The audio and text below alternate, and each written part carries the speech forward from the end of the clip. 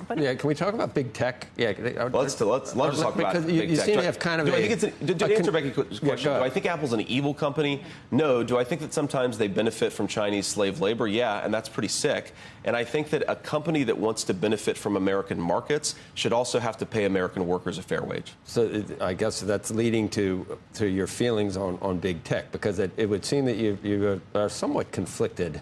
I think what I want to finally get to is whether you'd keep Lina Khan on as, in antitrust concerns. But so we mentioned Steve Case. I mean, Peter Thiel. You've got strong connections with a lot of Silicon Valley. Sure.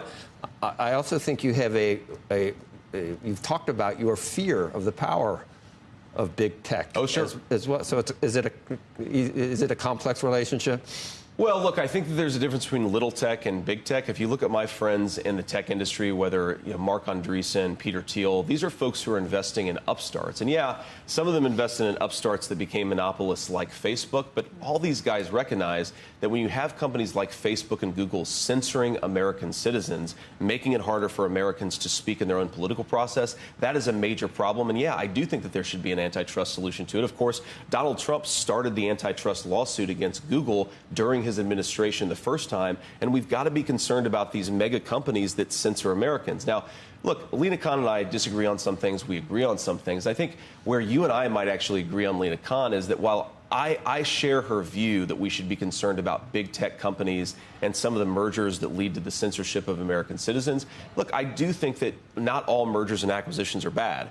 And sometimes in the technology space, in the private equity space, you need to let some companies buy other companies. That's how investors get capital returns. That's how you promote capital formation. Just because Google maybe shouldn't have bought YouTube and used it to censor Americans doesn't mean every merger is bad. But what mergers are good and which are bad? How do you determine that? How does American business look at that and say, okay, these are areas we can proceed instead of living under a fear of we don't know what's going to happen? Well, I think our antitrust policy has been pretty clear on this, right? I mean, massive major mergers where you have companies that dominate whole markets.